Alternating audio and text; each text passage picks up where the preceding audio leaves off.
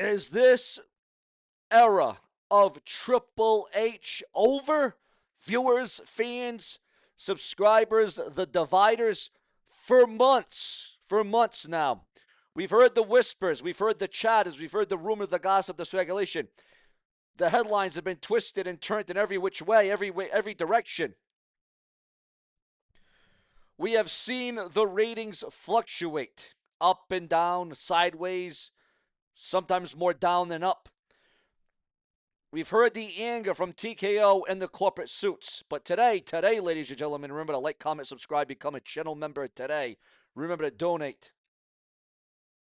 A major shift could very well just be happening behind the scenes of WWE Creative, just days out, just days away from the Royal Rumble extravaganza. But as today, the smoke turned into fire, ladies and gentlemen.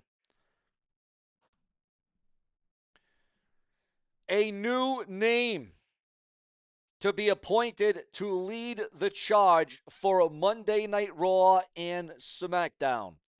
Does this mean that Triple H is losing his job? Is The Rock finally making his move to take head of the table for real? Today, we aren't just reading headlines.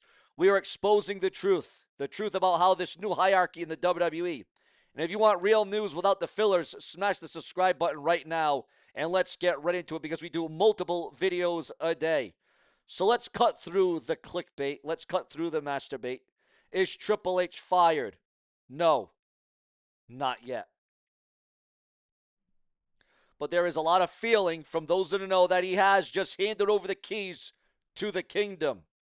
Reports confirm that Ryan Ward has now been officially promoted to the Vice President of Creative Writing. Now, casual fans might not know that name, but if you've been with this channel, you know exactly who that is. Ryan Ward is the genius behind the golden era of NXT. He is Triple H's right-hand man. But here is why this is suspicious. For the last 3 years, Triple H has micromanaged everything. Every script, every promo, every finish went through him. Suddenly, in 2026, he is stepping back. He has delegated the day-to-day power to Ryan Ward. Why? Why now? That is the question that everybody is asking. Or should I say, nobody is asking, viewers, fans, and subscribers. You have to look at the bigger picture. We all know TKO, the owners of WWE in this day and age, care about one thing: money. They care about the profit. They care about the margins. They care about getting themselves out of debt because we all know how much TKO debt there is. And that is why all this increased ticket prices, merchandise sales, by ESPN, by Netflix, by all these different things, all these different variables that go into it, viewers, fans, and subscribers. But this is where we're going to express it. Why now? That is the question nobody is asking. You have to look at the bigger picture. We know TKO, again, the owners of WWE care about one thing: profit. We have seen the rumors that they weren't happy with how the Royal Rumble build was going. We've heard the noise that USA Network wanted more drama and more spikes in the ratings, especially for SmackDown. And that's why Monday Night Raw is no longer on USA. Instead, it is on Netflix. It is a year into the Netflix era. Bringing Ryan Ward up to VP isn't just a promotion. It's a shield, viewers. It's a shield. It's Triple H building a wall around himself. By putting Ward in charge to the daily writing, Triple H can focus on the corporate politics, fighting off the backstage, the background of people like The Rock, fighting off the board of directors. This is a wartime move. Ryan Ward is now the guy writing the show, but Triple H is the guy trying to keep the ship from sinking under corporate pressure. But here is where it gets dangerous for the game. Here is where it gets dangerous for Hunter. If Ryan Ward's shows start doing better ratings, better numbers, better viewership than Triple H's shows, what happens then, viewers, okay? TKO might just look at Triple H and say, hey, maybe we don't need you anymore. Maybe we just need your writer. And lurking in the shadows of all this, the final boss, The Rock, the most electrifying man in all of entertainment. Now, we know that The Rock has a seat on the board. We know that he wants creative input for his angles and his storylines, and perhaps will we ever see the bloodline again? With a new head of creative in place, does this open the door for The Rock to come in and manipulate the storylines directly? That's the question you now have to ask yourself, viewers, fans, and subscribers. Bypassing the game Triple H entirely, perhaps, potentially? This isn't just a job title change, ladies and gentlemen. This is the first crack of the foundation of the Triple H era. And I have sources telling me that the locker room is already reacting in kind. Now, you look at the WWE creative change leaked. Triple H demoted. The Rock takeover. Triple H era, is it ending right before WrestleMania 42, right as we're about to have the Royal Rumble? New WWE creative boss, Ryan Ward, promoted. He just lost power. You can almost feel it. You can almost sense it. It's very riveting. It's very telling, ladies and gentlemen. Could Triple H indeed be replaced as head of creative? And you know, it wouldn't just be one person. Oh, no. It would probably take a number of people to replace the game Triple H, who is remarkably going to be on the WWE, the next WWE 2K video game. And, well, that has taken up a lot of headspace, viewers, fans, and subscribers. Now,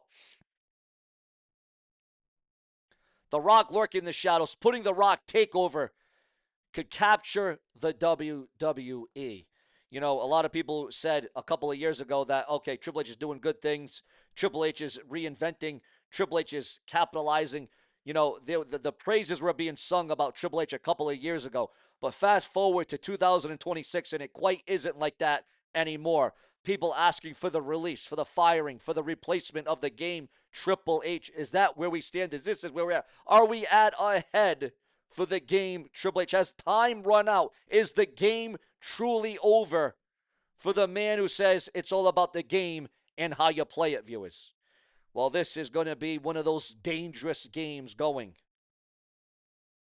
And what a pivotal, what a relentless time for something like this to be happening. Also, we are receiving word at this hour that Tony Khan is being called out for running anti-Zenith AEW fan burner X account. Again, being called for running this AEW fan burner X account. Tony Khan absolutely being called out online. Also, Rey Mysterio's current injury status. We've been covering it. We've been talking about it for the last 24 hours here on this very show. The Excellence Entertainment, the Unapologetic. Remember to donate below with a super chat or become a channel member today. It seems like Rey Mysterio has dodged a bullet, and that Rey Mysterio will be available and will wrestle in the 30-man Royal Rumble match in Saudi Arabia this weekend. Trish Stratus shares photos from McDonald's-themed birthday party, and at 50 years old, Trish Stratus is looking just as good as a girl in her 20s or her 30s. New photos were released about Trish Stratus. Look upon her, seeing her, checking her out. Absolutely unbelievable. Also, breaking news on WWE Raw, Vince and Linda McMahon. Vince and Linda McMahon push back against Ring Boy plaintiffs' anonymity in a federal lawsuit. Yes, ladies and gentlemen, Vince McMahon and Linda McMahon are fighting back. They have heard enough. They have seen enough. Vince McMahon and Linda McMahon are now formally opposing the request by former WWE Ring Boys to remain anonymous in their ongoing fight. And boy, this is going to be a fight to the finish. According to a report by Brandon Thurston of the Post Wrestling and WrestleNomics, both Vince McMahon and Linda McMahon filed separate but similar legal oppositions on January the 26th, asking a Maryland federal judge to reject the plaintiff's attempt to continue using. The McMahon argue that the anonymity would unfairly restrict their ability to defend themselves as the case enters the discovery phase. The lawsuit filed by 7 men, now in their 50s, alleges that they were sexually abused as children during their time as ring boys in the WWE. The abuse is primarily attributed to former WWF ring announcer Mel Phillips, who has passed away in 2012. The plaintiffs accuse Vince and Linda McMahon of negligence in allowing the alleged abuse to occur. Both McMahons have denied all wrongdoings or knowledge of the incidents. In early January, the plaintiffs request to maintain their John Doe identities, citing ongoing psychological harm, trauma, and potential public exposure. They also asked the court to issue a protective order to limit how their identities could be used during discovery. Though the McMahons have already been aware of the plaintiffs' real names, the motion aimed to prevent those identities from becoming public. The McMahons filing referenced recent rulings in New York civil cases involving Sean P. Diddy Combs and Kevin Spacey, where plaintiffs were required to proceed under their legal names. While the McMahons acknowledge that those cases were in a different jurisdiction, they have asked the Maryland court to consider the precedent.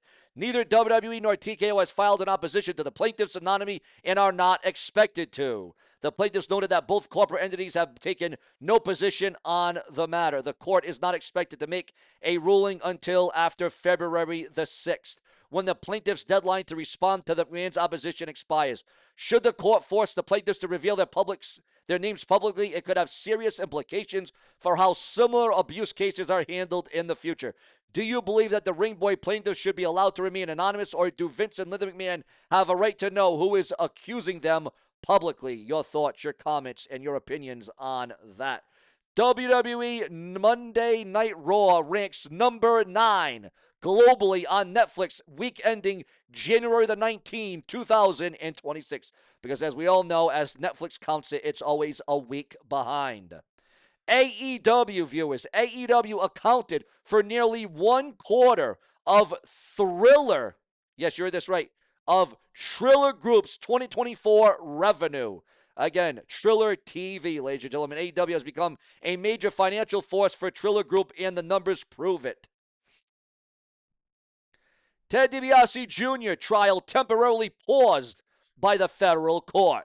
Also, ladies and gentlemen, breaking news as it concerns AJ Lee at this time and at this hour. According to the dirt sheets, the websites, and the newsletters, AJ Lee teased for WWE 2K26 after Light It Up clue. Will we see her in the video game? Will it go down? Will it happen? Also, prominent WWE director is set to miss Royal Rumble in Saudi Arabia. The WWE is going all out for the Royal Rumble in 2026, but something will be missing. Not only a director, but you know how the WWE wrestlers, when they win the Royal Rumble, they point to the sign. They point to the WrestleMania sign, knowing that they will headline, knowing that they will main event, knowing that they will close the damn show. Well, ladies and gentlemen, let me tell you this right now. That WrestleMania sign will now be regulated to the Titantron, to the big screen, because there will be no WrestleMania sign at the Royal Rumble this year, which will be very different and feel a little bit off, and you'll know that something isn't right. Something isn't adding up, ladies and gentlemen. Also, absent TNA talent finally medically cleared for in-ring return. Ladies and gentlemen, your thoughts, your comments, and your opinions.